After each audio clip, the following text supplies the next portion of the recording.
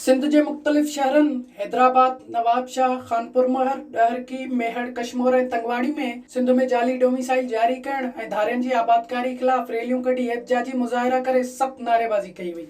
हैदराबाद में सिंध हारी कमेटी, सिंधी शागिर्द तहरीक ऐं क़ौमी अवामी तहरीक पारां सिंध में धारियुनि खे कूड़ा डोमिसाइल ठाहे ॾियण ख़िलाफ़ समर जतोई, मुज़फ़र समो, बाबू मेमण ऐं ॿियनि जी अॻवानी में हैदराबाद प्रेस क्लब आॾो एहतजाजी मुज़ाहिरो कयो वियो। उन मौक़े ते अॻवाननि एहतजाज कंदे चयो त सिंध में धारियुनि खे कूड़ा डोमिसाइल जारी करे सिंधियुनि ख़िलाफ़ गुझी साज़िश करे इख़्लाक़ी ऐं जाइज़ हक़ बि फॿाया पिया वञनि, जंहिं सबबि सॼी सिंध में बेचैनी पखिड़ियल आहे। हुननि चयो त बंगालियुनि, बिहारियुनि ऐं अफ़गानियुनि समेत ॿियनि सूबनि जे माण्हुनि खे सिंध जा डोमिसाइल ऐं PRC ठाहे ॾियण सिंध सां वॾी नाजाइज़ी आहे। उन्हनि मुतालबो कयो त जाली डोमिसाइल रद्द करे नए सिर कानून साज़ी कई वञे ऐं तालीमी इदारनि में नौकरियुनि ऐं दाख़िलाउनि ते धाड़ा हणणु बंदि कया वञनि। नवाबशाह में जसाफ पारां धारियुनि खे डोमिसाइल जारी करण ख़िलाफ़ एहतजाजी मुज़ाहिरो कयो वियो।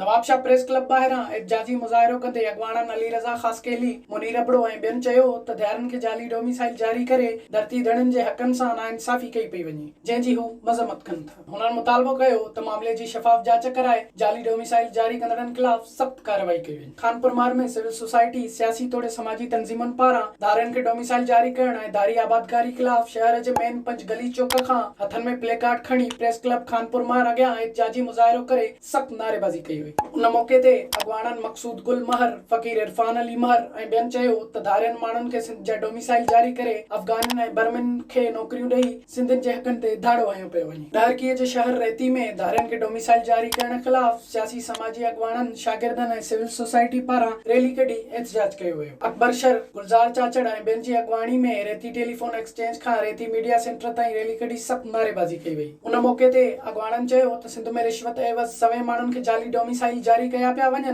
जंहिंखे वधीक बर्दाश्त न कयो वेंदो। हुननि मुतालबो कयो त धारियुनि खे जारी कयल डोमिसाइल रद्द करे नौकरियुनि खां बरतरफ़ कयो वञे। मेहड़ में नौजवान सोशल ऑर्गेनाइज़ेशन ऐं यंग स्टूडेंट तंज़ीम पारां जाली डोमिसाइल जारी करण ख़िलाफ़ रैली कढी वई। उन मौक़े ते अॻवाननि सारंग जतियाल, मोहम्मद हारिस पंवर ऐं ॿियनि चयो त सिंध में धारियुनि खे डोमिसाइल जारी करे सिंधी नौजवान खे मायूस कयो वियो आहे। हुननि मुतालबो कयो त मामले जी शफ़ाफ़ जांच कराए मुलविस माण्हुनि ख़िलाफ़ कार्रवाई करे जाली डोमिसाइल रद्द कया वञनि। तंगवाणी में GS सिंध क़ौमी मुआज़ पारां जाली डोमिसाइल ऐं धारी आबादकारी ख़िलाफ़ प्रेस क्लब अॻियां धरणो हणी एहतजाजी मुज़ाहिरो कयो वियो। उन मौक़े ते अॻवाननि वसीम कुरैशी, रूपलो बाचकाणी ऐं ॿियनि चयो त धारियुनि खे आबाद करे धरती धड़नि जे नौकरियुनि समेत समूरनि हक़नि ते धाड़ो हयो पियो वञे, जेको वधीक बर्दाश्त न कयो वेंदो। हुननि मुतालबो कयो त जाली डोमिसाइल जारी कंदड़नि ख़िलाफ़ कार्रवाई कई वञे। कशमोर में सिटीज़न वेलफेयर एक्शन कमेटी पारां सिंध में जाली डोमिसाइल जारी करण ख़िलाफ़ अली मर्दान चाचड़, अफ़ज़ल अता कलवड़ ऐं ॿियनि जी अॻवानी में हथनि में प्लेकार्ड खणी यूनियन ऑफ जर्नलिस्ट ऑफिस आॾो एहतजाजी मुज़ाहिरो कयो। उन मौक़े ते अॻवाननि मीडिया सां ॻाल्हाईंदे चयो त सिंधियुनि जे हक़नि ते धाड़ो हणी धारियुनि खे डोमिसाइल जारी करे मुख़्तलिफ़ सिंध जे खातनि में नौकरियुनि सां नवाज़ियो पियो वञे, जेको मज़म्मत जोॻो अमल आहे। हुननि मुतालबो कयो त फौरी तौर ते जाली डोमिसाइल जारी कंदड़नि ख़िलाफ़ कार्रवाई कई वञे,